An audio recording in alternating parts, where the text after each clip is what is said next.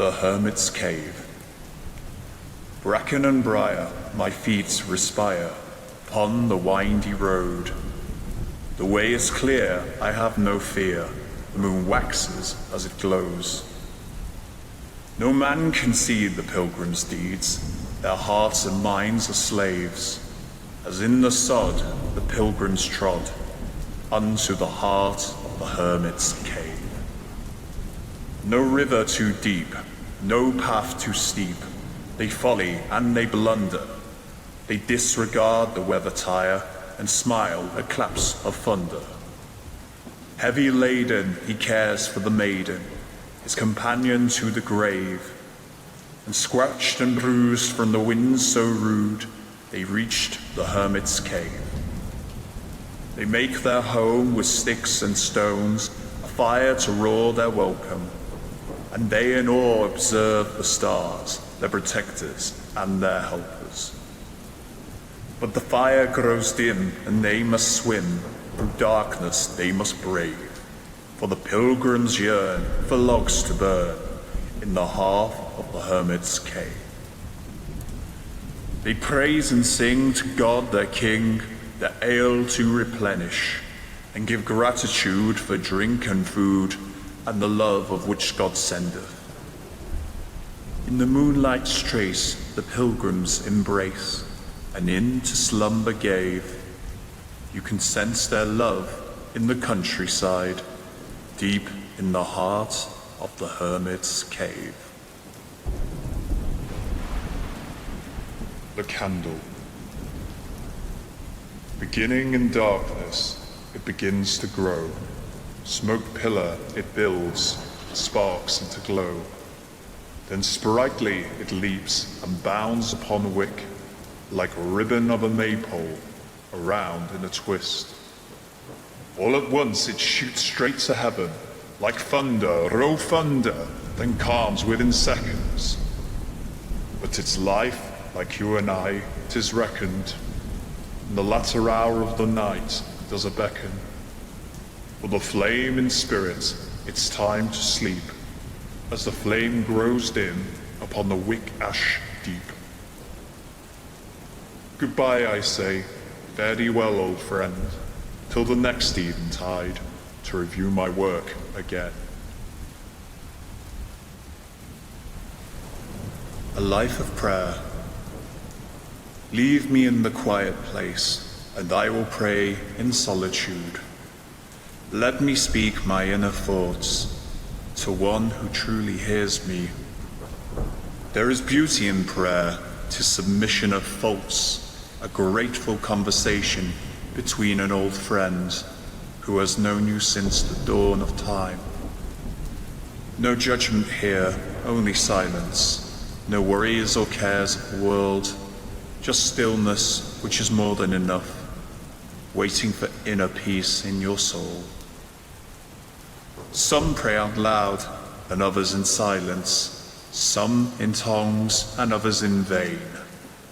Pleased to be in the presence of God, pleased to know that they are not alone after all. Nan's 8th of August. Nan, how I miss you, as others do. We think on this day of the memory of you, and others my age reminisce, for we all have a Nan that we miss. You were never a fan of a changing world, and I'm sad to report, but things are now worse. Now all the stories of the past you told, I run to, long for, more than gold. The simple smile and the candlelight, your spirit has carried on the fight. So may your wisdom be passed down, for when I wear a silver crown.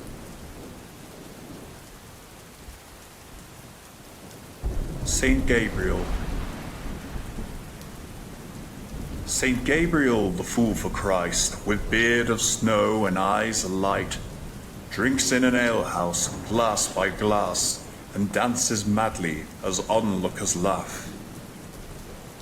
In the corner sat one dimmed-down soul, who wished to take his life unknown. For the drunken monastic swirled and span, and once upon reaching the man, proclaiming with his hand upon the man's breast, "You shall not be needing this." But could it be, how could he know the intention of my lowly soul?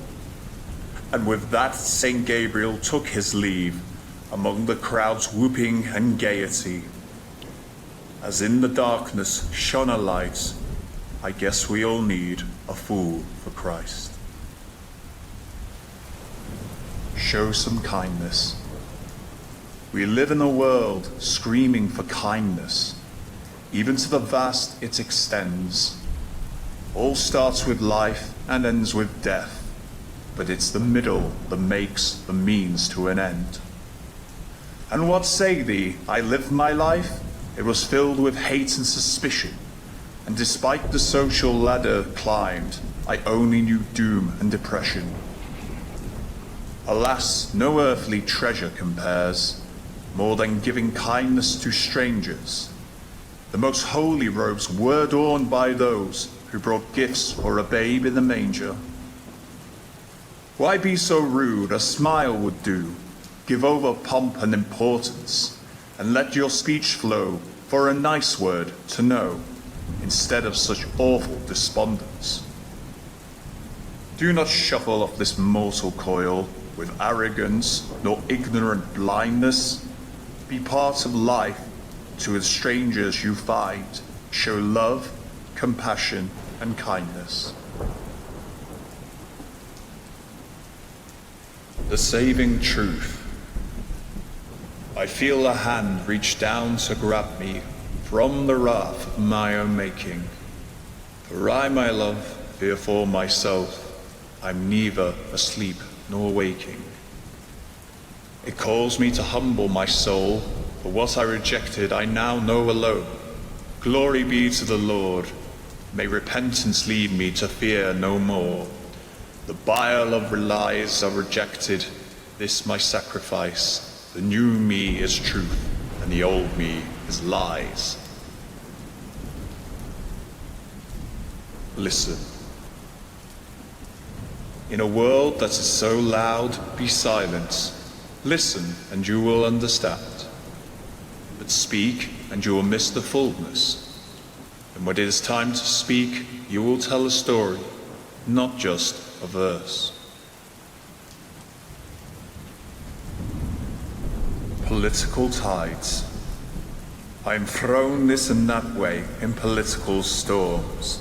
What started as ripples has now taken form. From left to the right, these tides are adrifting. Hypocrisy, violence, its waves are now lifting. The calm middle sea, once graceful, surrendered, and has now become engulfed by hatred and vengeance. No captain to steer these vessels, not one can I see, but a ship sailed by drunkards with no humanity. They are a ship sailed by drunkards, their nautical naught, who blame the opposition for the rocks which they sought. Both cannons so loud that neither can hear, the saints on the shoreline cry, "Turn thee from here." One ship sailed far left, and the other far right, each disappearing further, their causes to unite. They run adrift on jagged rocks, while I reach the harbor, for my captain is God. Never shall I smoke again. Never shall I smoke again, deny me my temptation. For the temporary calm that serves me there, admit to me cessation.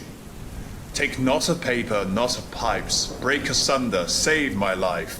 I pay no heed to the folly of men, never shall I smoke again. Never shall I smoke again, your image is now darkened. To heed advice of the ones I loved, I was deaf, but now I hearken. For insanity to all too far, release me from your sticky tar, that I may be given oxygen, and never shall I smoke again. Never shall I smoke again, I divorced thee 10 times over. The romantic notion of what you were has now been smashed and broken. For it took all my money, took over my mind, the flower of my being, causing a blight. The past has now come to an end. Alas, shall I never smoke again.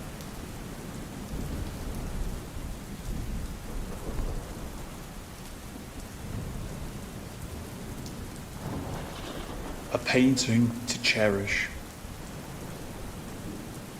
The old are like angels, one foot in the earth, the other in heaven. Across the thin stretched canvas of time, each brushstroke is a memory of life. See now the paint is cracked and flaked, the emulsion from the canvas has started to break. They are displayed in galleries, some in bright lights on show, and others in dark corners, crippled, lone. Take care of your paintings and hang them up high, so the image may cover both the earth and the sky. Row Wood. Across the fields of Langley Green, a place that is ne'er mentioned, a darkness so cold it freezes the soul, no man would ever dare venture. Children, heed my warning, you must never venture there, for the darkness sneaks up upon you and captures unaware. The paths once known by young and old are cloaked in darkest abyss. The sunlight has died in the dark hollow trees, and the woods have been swallowed by mist. The hollow ground will swallow you down, soft underfoot it devours. As you sink to your grave, your soul just to save, you lose track of minutes and hours. With a harpy-like squawk, the raven it calls to its minions of death and destruction. And you fail to know whence you came by the fence, now your flashlight has run out of function. Your spine becomes cold, you are not there alone, but alas, 'twas the fear you were dreading. As you run out of time, the trees start to twine, and the path it shows no signs of ending. You quicken your pace, though you see there no face, as if you are being pursued. A presence is there, but you perceive him nowhere, and believe that the stories were true. For a tale long ago once told of a man rejected from heaven and hell, but praises the gates, give thanks and elate, I live for my story to tell. Run, duck, dodge, jump, sound, behind, heard, scream.